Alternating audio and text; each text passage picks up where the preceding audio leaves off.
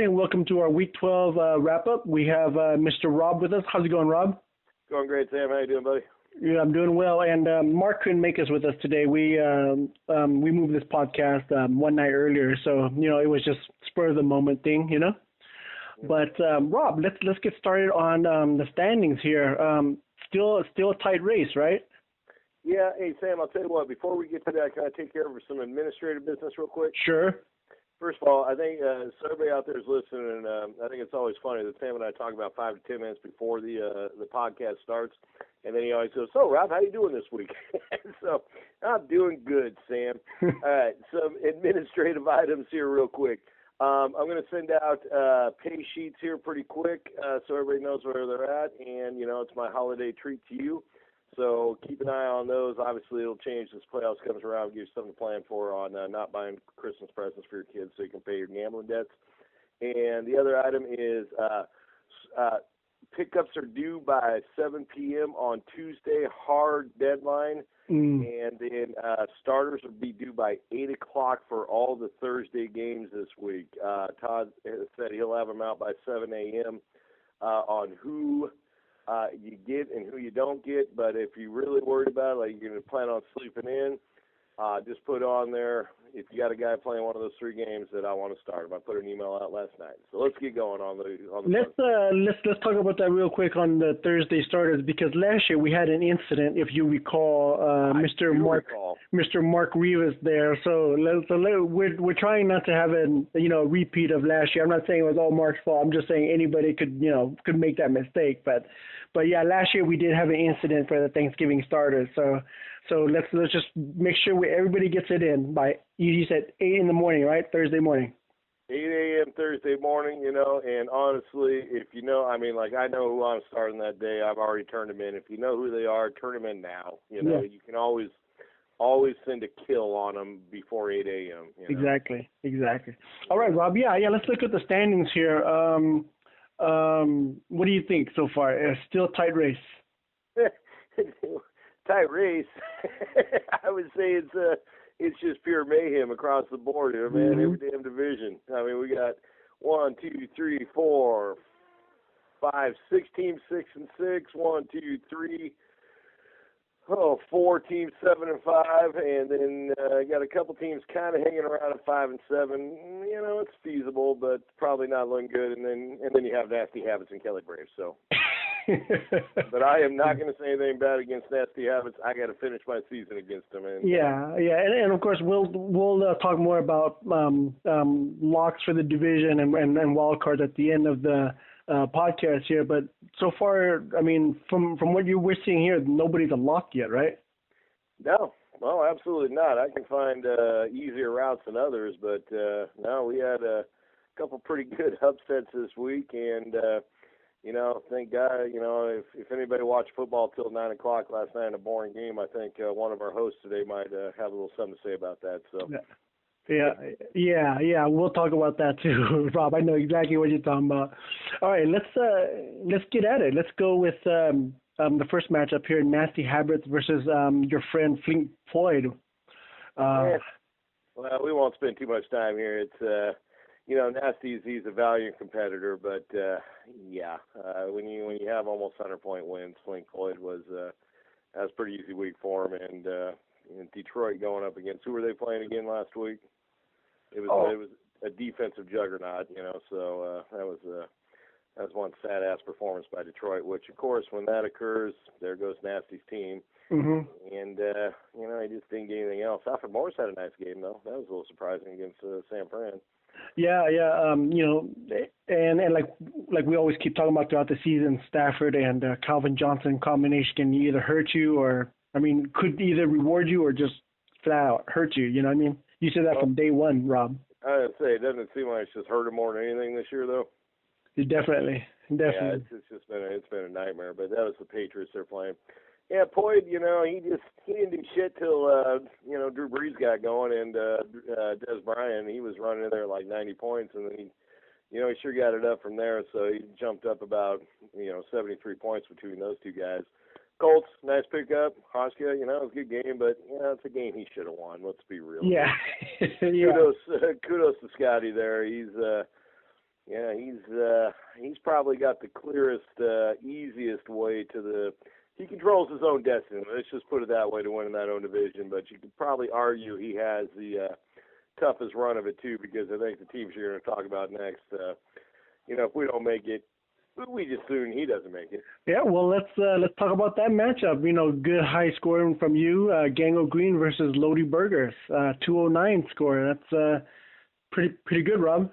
Yeah, this team continues to confound me. I finally have decided it's not too bad.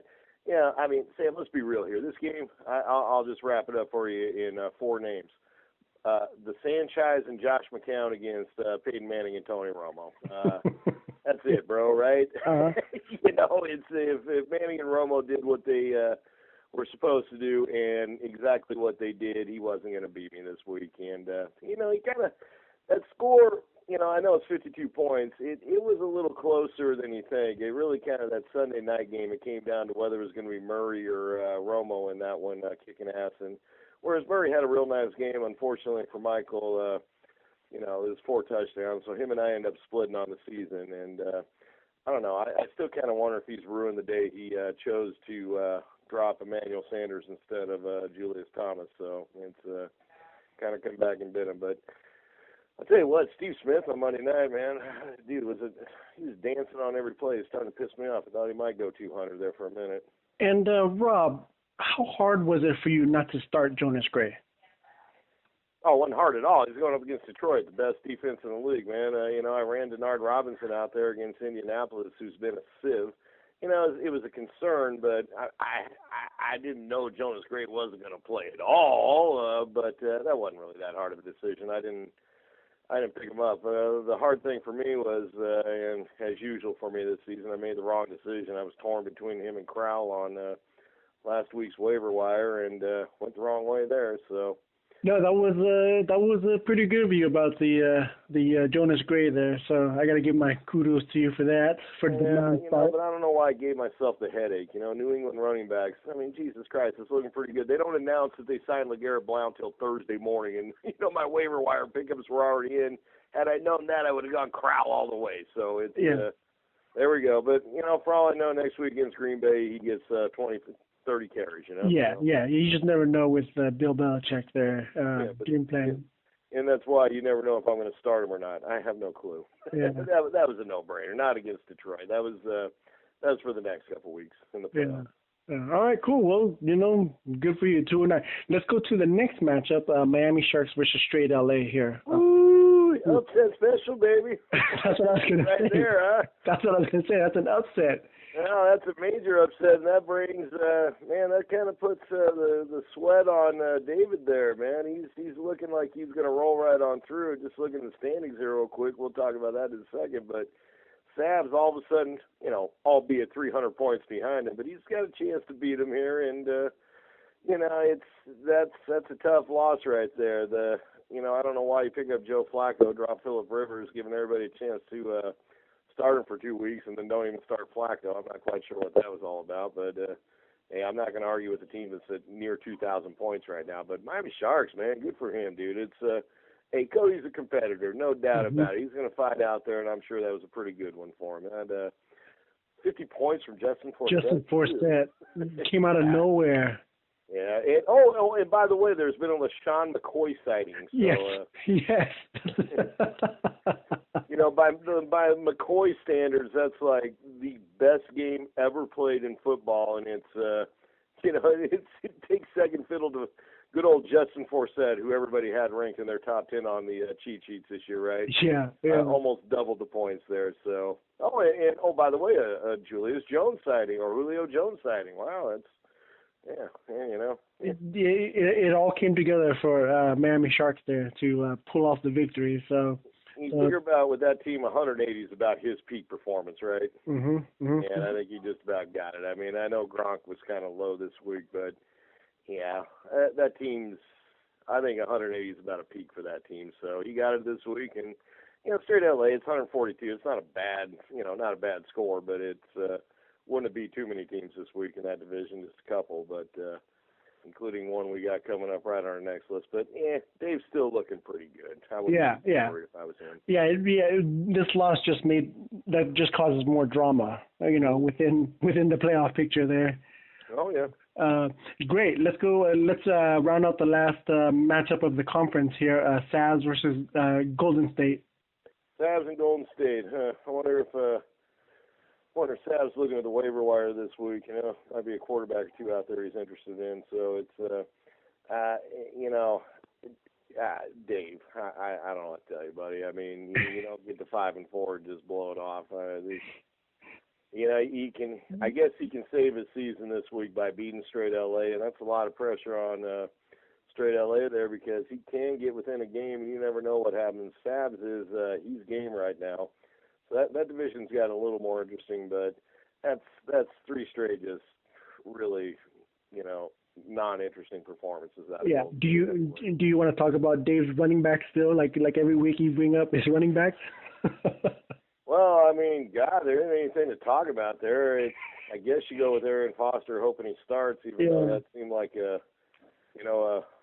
shot in the dark at best. But he should have started Stewart. I think Stewart would have get. Oh wait, Stewart was on a bye. Yeah. Well, Gerhardt. I saw Gerhardt had 20, 30 yards. It was it's you can't win with those running backs. It's that simple. And you've had. Last week, I mean, you got to run on, guys that are viable players. Gray, Crowell, there's another one out there that, I don't know, Trey Mason. I don't know what that was about. But, I mean, there's viable guys. Gerhardt and Stewart don't play. He just got to be more active in the waiver wire, Mr. Dave Colvin. Come on now. Oh, I'm sure he'll tell you he's busy with work and everything because he is the only employed member of this league, right? So yeah, he's the one that works. Exactly. Yeah. Well, but hey, but screw Dave. I mean, he's collapsing. Let's give it up to Savs, dude. He's really turned this team that was kind of left for dead there for a while into a pretty nice looking little team. He's dangerous, and I'm telling you, Straight LA better take care of business this week against Golden State because Savs is coming, man. Yeah, I recall you and I and Mark counted out Savs like a few weeks ago, early in the season. he didn't have anything. His biggest mistake this week is he didn't start Beckham. So other than that, I mean, that guy can run 4 wide receivers on you right now and feel pretty good about it, right? Yeah, definitely. Hey, I don't. Savs is a lot like Tay. They're very similar players. I don't discount either of them because their team changes from week to week, and they're smart guys, man. He put it together. The Gordon thing kind of paid off for him a little bit, right? Yeah. Hey, speaking of Tay, let's go to the next matchup in the next conference: Wolfpack versus Ball So Hard. Oh man, now this was a good game. Is this a bad beat?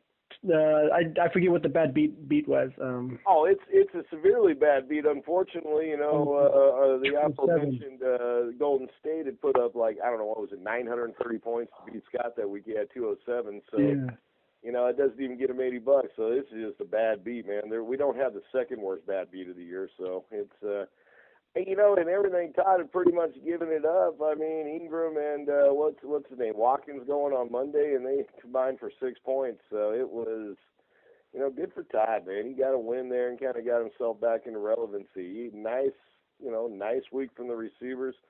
I don't know, Sam, are you a little concerned about Macklin at this point? That Mark Sanchez played with the second team all year and seems to be favoring guys he played with there because he's really kind of gone to the tank since Sanchez took over. Yeah, exactly.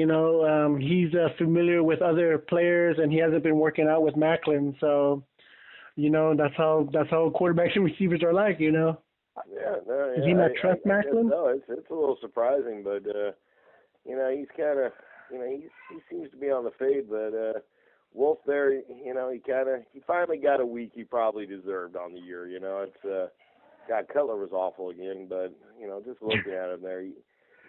He just got a week he finally deserved on the year, and probably a little too late for him. But that's what I was going to ask. I wanted to cheat a little bit and talk about, is Todd still alive in the playoffs? Rob, what do you think? Yeah, he is, only because your division leader there is just completely underwhelming at 1,600 points.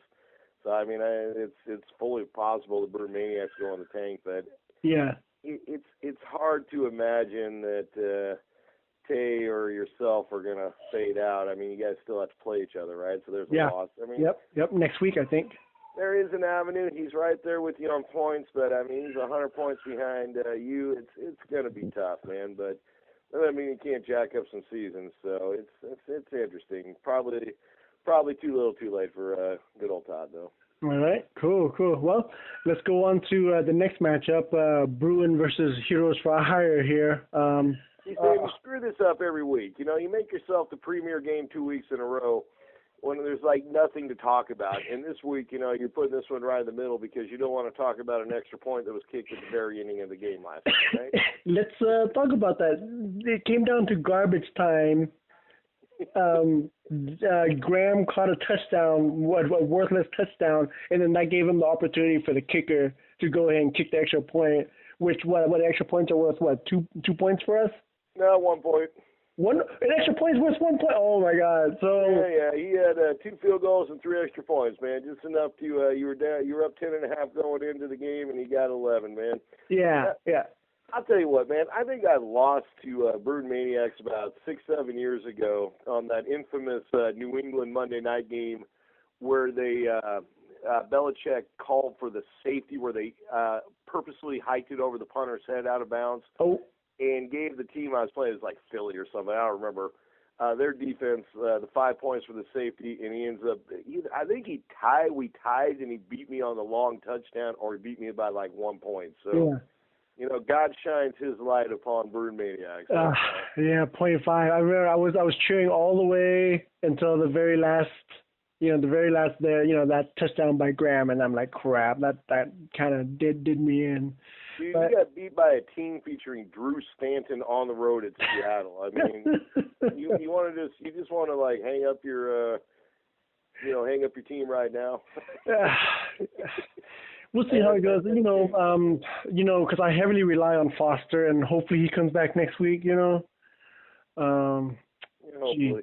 We'll see how. If not, you got that's a pretty good running back Corey ran out there, man. I know, Rob. Well, I know my running backs are horrible right now. Jeez, and I'll admit that, Rob. My running backs are horrible. Besides Foster, when he's healthy.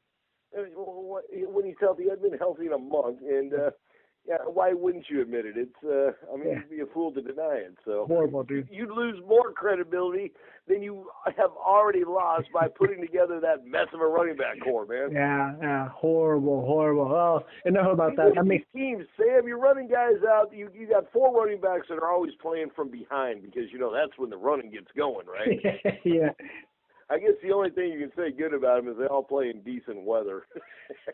Yeah, I'm saddened by that. Well, let's go on to the next matchup. I'm sad. Oh, I'd rather dwell on your team for a little longer, but just for the sake of time, we'll move on. Yeah, let's go to New Denver versus Revolution, 185 to 108. Wow.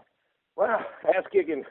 In fact, it's all, if you look at the top 3 guys there, it's all right there. Mix in a little Anquan Bolden at the bottom, and, it's, Luck 28, Manning 33, Forsett 50, and just kaboom! Sorry, Revolution. It's that's a tough loss, man. That's gonna hurt him. That really messes him up quite a bit right there. He's behind on points and kind of need to stick with it. Not saying it's over. He's fully within the mix. All the way. But that's a big time win for Non there, and a tough loss for Manny. It just wasn't there for Manny this week, man. Yeah, Don. These people that start Forsett, how do you guys know this stuff? Jeez, but he's playing the Saints, man. Yeah. Start all your players against the Saints. That's right. No defense. I was teaching my 8-year-old alliteration last night, and I said it's real simple. You just use the same syllable right up front, right? So I said Saints suck, Saints shitty, Saints stupid. That team is it's over, man. That window is slammed shut. It's painful to watch him. That's 3 in a row. Drew Brees dude, he dumps off more than Alex Smith, for Christ's sake. Oh, I was going to say, really, more than Alex Smith? Dude, seriously, he throws a couple long balls every now and again. I can't tell if it's Drew Brees, and I think it's a combination. He has no talent there, and outside of Jimmy Graham, but I think that little 1 or 2 year niche where, you know, your best player on your team can be your tight end. Yeah, that shit's long since over. Yeah. They've gotten guys that can control that now. And, you know, Graham's a nightmare inside, but it ain't going to win you any games, and the Saints are proving it. And yet somehow, aren't they still favored to win that division? Just start everybody you got against New Orleans. Yeah, definitely. But I didn't see 50 points out of Forsett. I mean, I could have seen 30. But, yeah, tough one there. Yeah. Let's talk about Saz and our friend Golden State Heavyweight. We already did, I do believe. How about we talk about Revis Reapers and Kelly Braves? Oh, I am so sorry. I'm looking at the wrong sheet. Yeah. Thank you, Robert. Who's hosting this show? I am looking at the wrong seat there. Kelly Reapers versus Kelly Braves. I'm going to have to edit that. Let's just take a look at this one. I got one thing to say, because I wish Revis was on here, but hey, good win for Revis this week. That'd be Revis Reapers, of course. You know, that's a nice one. But let's come back to the category and honor you being at Tate's house this week, and let's give some love out to Eddie Lacy, who's I think been unfairly bashed this year a little bit. Yep. I do believe Eddie Lacy has now moved into easily a top 5 running back in fantasy this year. Any argument there, Sam? No argument. Yeah, it took him a little while to come on, and he could do it. I mean, he could do a lot more. It's, you know, Aaron Rodgers, although it was a bizarrely interesting play, I mean, they got first and goal on the 2, and, you know, they drop back to pass. It drives me crazy. Rodgers is obviously fascinated by his stats and obviously doesn't win a lot of Super Bowls there because of said situation. But, you know, Lacy's kicking ass. He's in the game. I think you probably put him out there top 3 about this point. Yeah. Right below Justin Forsett, apparently. But, you know, that's Kelly Braves, you know, really a pretty nice game, but had some big-time performances. But, you know, Mark's just a better team, dude. He's a better team. He got him. He had Breeze and the Sanchez going. The Sanchez is playing decent, I guess. I don't know. No, he's crap. Come on. I mean, look at that game. You get 40 points and Sanchez throws 1. Yeah. So it's a train wreck. Yeah, and bad no start for Alfred Morris, of course. Yeah, well, you know, but that's just playing logic, right? You're going up against San Fran, and you know that's how you got to do it sometimes. Yep. Yeah, I know. I'm just playing Monday morning quarterback here. Obviously, but I mean, it's not one where you go, wow, what a horrible non-start. It's just like, it didn't work out. Yeah. You know, he was getting beat pretty good there until, you know, fortunately for him, garbage time bestowed itself upon the fine town of New Orleans last night. Yeah, I know all about that, Rob. Trust me. Rob, let's go on to this ending here with playoff implication here. Let's go take a few minutes for everybody to kind of hang with me. All right, dude, I've been thinking about this all day. Division A. Man, dude, you basically got a three team round robin going right here with nasty habits who could just jack up either mine or Lodi Burger's run at it. Flinkpoid has, you know, he basically controls his own destiny. If he in fact, he fully does. If he beats me this week and Lodi Burger's next week, it's his. He's also got a little bit of advantage on the points. I do believe he sent me a text the other night that he owns me on points, and I would like to define that I do not believe 85 points after 12 weeks represents ownership. That's about a 6.5 point week difference. I would agree with you. Also, I do believe I started out the season, you know, a couple 80s. So you do the math and figure out who's been better since. You know, but hey, I got him this week. You know, I mean, I figured if I lost to Michael last week, my season was over, but I didn't care. I was gonna still try to knock Scotty out of the playoffs. So might as well try to get a game up on him. But I don't know. You know, I think I can take him out. I think he can take me out. I'm more worried about the matchup with Nasty. And you know, a tough loss for Lodi. He's kind of faded as the season's gone on, and put up a good week. You know, just kind of ran into me this week on a really hot week, but he's still very, very alive, you know. Mm-hmm. That's a tough one. Do you think the wild card will come from Division A? You know, dude, a couple weeks ago it just seemed like the wild card was going to be 100% Division B, but thank you very much, Mr. Dave Colvin, for allowing Division A with some pretty good teams up there to get back in the conversation. Yeah, I think the wild card's going to come from, let's be real here. I got about 5 teams with 3 of them making the playoffs here, and I think you can look at Flink through Lodi, and you can look at straight LA and Sabs. That's your 5 teams that are playing for it at this point. Mm-hmm. And dude, that's going to be tough. It is. That's going to be. I really don't know. Win 2 and you probably got it. If you win out, you're probably in the playoffs, whether you're a division winner or you're a wild card. But it's going to be really hard to do. Yeah, it would be hard for Savs to get the wild card, right? Even though with the record, it's just the points aren't there, right? Yeah, well, dude, he's what? I mean, you're looking at me in 3rd and him in 4th. I mean, he's what, a whopping 48 points behind me. I think you can pick that up in about 2 passes on Sundays. So it's no, he's fully within the conversation. But he's got to win. I mean, because the way these teams in Division A kind of match up here, somebody's going to win a couple there. That's how that goes. So yep. And he's got what? He's got Miami Sharks and straight LA to finish. Boy, that's sure. I'll tell you what.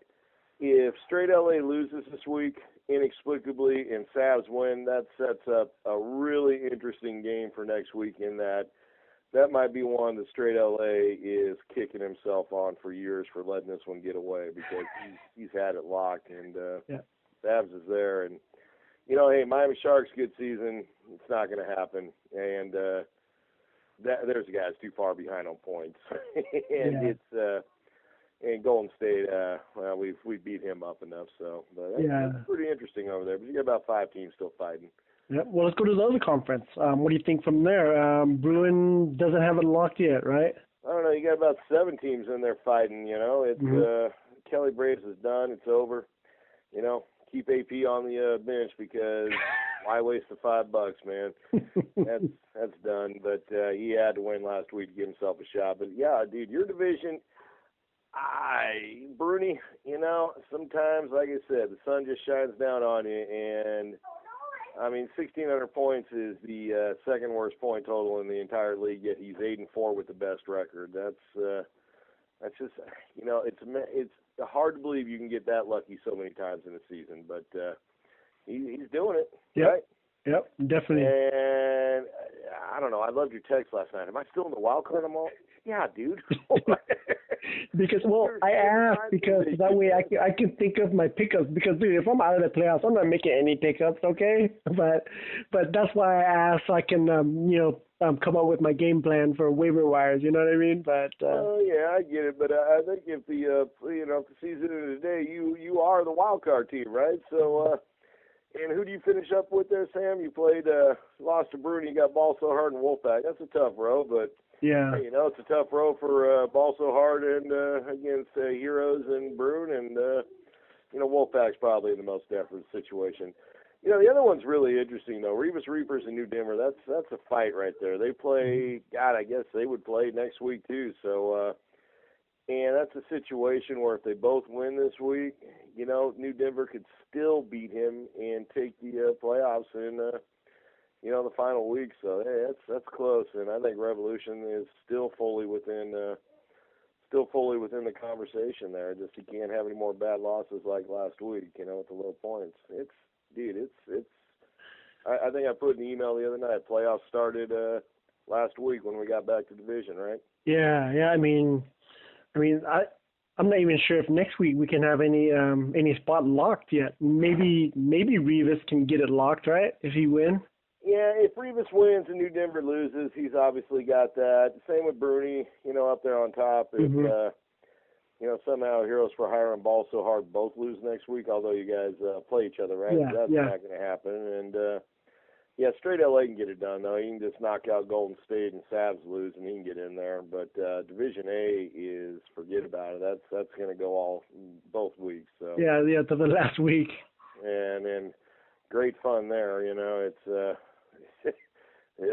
I've already been stressing on it. So, and isn't this supposed to be fun? Yeah. Then that's the drama with fantasy football here. This is what it's all about. Final week, close there, man. Why does my stomach hurt? You want to beat Scott. That's why you don't want Scott. Hey, Scott's he's just a pawn in the game here, man. But of course I want to beat Scott because he somehow tries to compare himself to my fantasy skills. I keep going, yeah, okay, dude. But in Scott's mind, he's a legend. So of course, he'll always like to remind us that he would have won the championship if it wasn't for the tiebreaker, because that's how close he was to winning the championship. well, Scott will also point out to you if it wasn't for that slight hill, he would have ran a 4-minute mile, and if it wasn't for the bench being aloft, he could easily bench press 300 pounds, and and he was almost the World Series of Poker champion one year, as well as would have been quite an interesting feat. He would have been the world chess champion too, had it not been for that pesky kill move. So, at the end of the day, dude, count the championships. Yep. That's right. Exactly right. And why did you bait me into so much trash talking a team I got to play this week, man? And he's postering this shit around his room right now, right in between his Colin Kaepernick posters. So it's tough, dude. All right, Rob. Thank you again. Great information there about the playoff picture there. Again, get your lineup in by 8 a.m. on Thursday, and then pickups tomorrow by 7. No, I'm sorry, by 7, yeah, by 7 p.m. And everybody have a happy Thanksgiving, and it's as always a fun. Yes, happy Thanksgiving, everybody. Rob, thank you again, Rob. Hey, don't you want to be Tay? Heck yeah, dude, he's asking me who I'm picking up. He's asking me who I'm picking up. I was like, dude, I can't really tell you this week. Sorry, man. I don't want to know what he's doing. I don't want him to know what I'm doing. Well, it's funny. Scott and I are in the same situation. I probably talk more fantasy football and football in general with Scott than anybody, and him and I have always been in separate conferences. So this year, we still talk it every week, but man, you should hear the amount of bullshit coming out of those conversations, dude. It's nothing but smoke screens and like your conversation about Adrian Peterson, right? Oh yeah, that was just bullshit in my own brain. Man, that worked out well. So it was gonna be the hammer, Sam. Yeah. All right, guys, have a great Thanksgiving, Sam. Thank you so much as always, my friend. All right, thank you, Rob. Hey, there was just another extra point scored, by the way. Bye. We'll see you, buddy. Yeah.